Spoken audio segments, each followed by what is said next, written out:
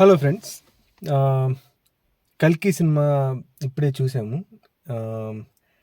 Cinema ఓవరాల్‌గా ఎలా ఉందో చెప్పే ముందు మీకు ఆహ్, ఎలా ఎక్స్‌పీరియన్స్ నాకనిపించిందో నేను చెప్తాను. మీకు అలానే అనిపిస్తుందని అనుకుంటాను. ఆబ్వియస్‌గా ఆహ్, కొన్ని సినిమాలేంటంటే అందరికీ సిమిలర్ కైండ్ ఆఫ్ ఎక్స్‌పీరియన్స్ ఇస్తాయి. అలాంటి సినిమానే అనుకుంటున్నాను ఇది. సినిమాకొచ్చేసరికి ఫస్ట్ ఆహ్, తి స్టోరీ ఎక్కడ స్పాయిలర్స్ ఇవ్వకుండా మాక్సిమం క్లియర్‌గా ఎక్స్‌పీరియన్స్ గురించి మాట్లాడటానికే ట్రై చేస్తాను నేను. సినిమా ఎత్తుకోవటమే మనకి ఎలాగో స్టోరీలో చెప్పారు కాబట్టి మహాభారతం నుంచి ఆహ్, స్టార్ట్ చేస్తారనమాట. మహాభారతం నుంచి విజువల్స్ చూపిస్తారు. మనకి ట్రైలర్స్‌లో చూపించలేదు. ఈ విజువల్స్ ఇక్కడ చాలా బావుంటాయి. అక్కడ సెటప్ చేసి ఫ్యూచర్‌లో ఎలా ఉంటుందో అక్కడ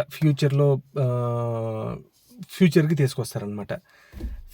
ఫ్యూచర్‌కి తీసుకొచ్చిన తర్వాత అక్కడి నుంచి సినిమా చాలా సేపు రన్ అవుతా ఉంటుంది.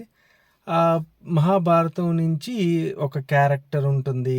ఆ క్యారెక్టర్ ఎప్పుడొస్తది, ఏంటి ఇదంతా మీకు సినిమాలోనే ఎక్స్‌పీరియన్స్ చేస్తే కరెక్ట్‌గా ఉంటుంది. సో, ఫస్ట్ హాఫ్ అయిపోయేసరికి మీకు ఫీలింగ్ ఎలా అనిపిస్తదంటే, ఫ్రాంక్‌గా చెప్పాలంటే అక్కడక్కడ కొంచెం కామెడీ అంత నవ్వు రాదు. మీరు కనుక ఆ 'బుజ్జి' యానిమేషన్ అది జూసుంటే అలాంటి లైట్‌గా ఏదో చిన్న ఫన్ ఉంటుంది. సినిమా 'ప్రభాస్' కూడా అంత ఎక్కువ సేపు ఆహ్, కనిపిచ్చడు. అంటే కనిపిస్తుంటాడు. అక్కడక్కడ వస్తా ఉంటాడనమాట.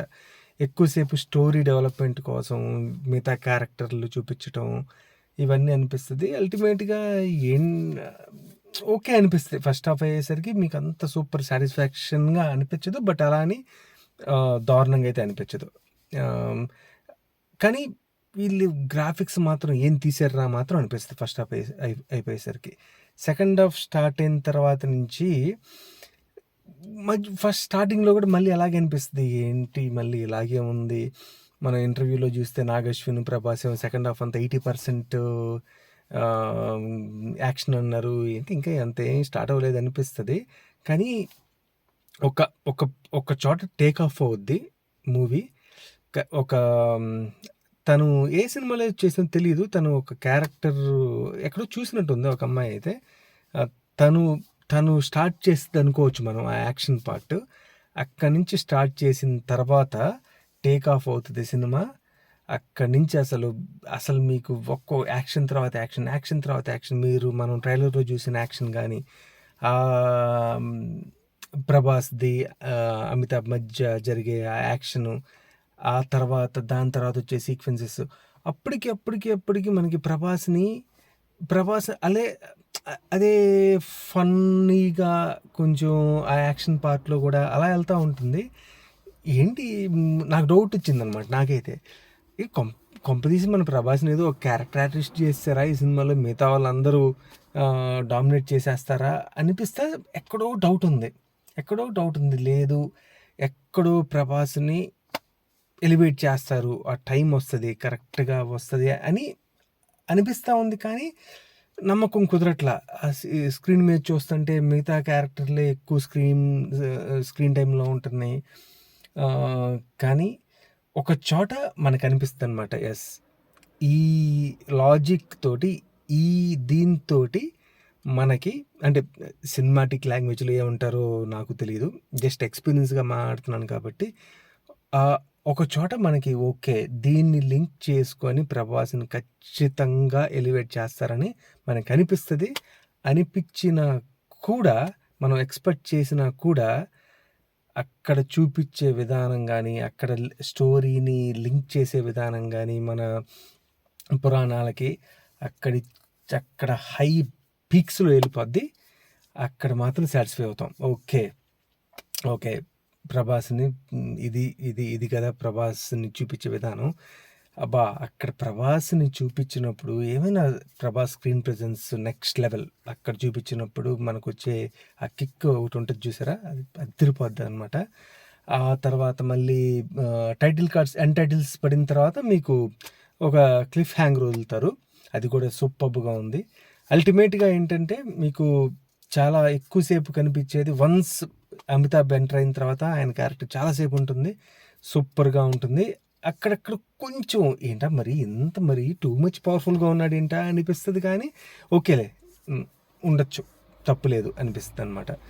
తర్వాత ప్రభాస్కి వచ్చేసరికి ఇనిషియల్గా మనం అనుకున్నట్టే మామూలుగా అలా సరదాగా వెళ్తూ ఉంటుంది, కొంచెం అక్కడక్కడ బోర్ కొడుతుంది. కానీ వన్స్ స్టోరీకి లింక్ అయిన తర్వాత సెకండ్ హాఫ్లో ఇంక ప్రభాస్ క్యారెక్టర్ కూడా చాలా బాగుంటుంది. దీపికా పడుకునే మోస్ట్లీ సినిమా మొత్తం ఒకే సిమిలర్ కైండ్ ఆఫ్ ఎమోషన్తోనే ఉంటుంది తన క్యారెక్టరు, కానీ ఆ స్టోరీకి తను కూడా చాలా ఇంపార్టెంట్ అనమాట. తన మీదే బేస్ అయి తిరుగుతూ ఉంటుంది story.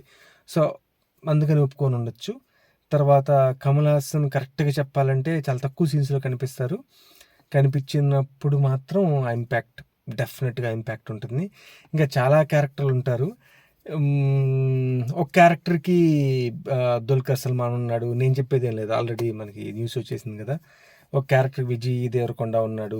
Vijay Devarakonda character first అలా చూసినప్పుడు ఆయన మాడ్యులేషన్కి కొంచెం అంత సూట్ అయినట్టు అనిపించలేదు. బట్ సెకండ్ టైం మళ్ళీ కనిపిస్తున్నప్పుడు ఆ స్టోరీలో ఇన్వాల్వ్ అవటం వల్ల అక్కడేం మీకు బెట్గా అనిపించదు. కానీ ఫస్ట్ టైం కొంచెం అలా ఏదో కొంచెం డిఫరెంట్గా అనిపించింది.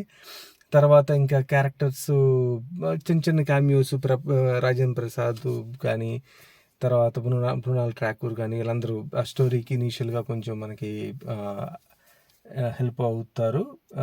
అల్టిమేట్గా అక్కడక్కడ సాంగ్స్ కొంచెం ఆ సాంగ్స్ నాకైతే నచ్చలేదు. మేబీ మళ్ళీ మళ్ళీ విని చూస్తే నచ్చుతాయేమో. తర్వాత వచ్చేసరికి బ్యాక్గ్రౌండ్ మ్యూజిక్ లాస్ట్ దుమ్ము లేపేశారు. మధ్యలో కొంచెం అట్లా ఉంది, కానీ లాస్ట్లో కొట్టేశాడు అనమాట. అతని పేరేంటి, దసరాకి చేసిన అతను, తమిళ సినిమాలు చేస్తాడు కదా, పేరు నాకు సరిగ్గా గుర్తులేదు. ఓవరాల్గా అయితే డెఫినెట్గా గ్రాఫిక్స్ టాప్ నాచ్. అసలు గ్రాఫిక్స్ నేనైతే ఈ మధ్య కాలంలో అలాంటి గ్రాఫిక్స్ సినిమా, స్టోరీతో లింక్ అయిన సినిమా చూడలేదన్నమాట.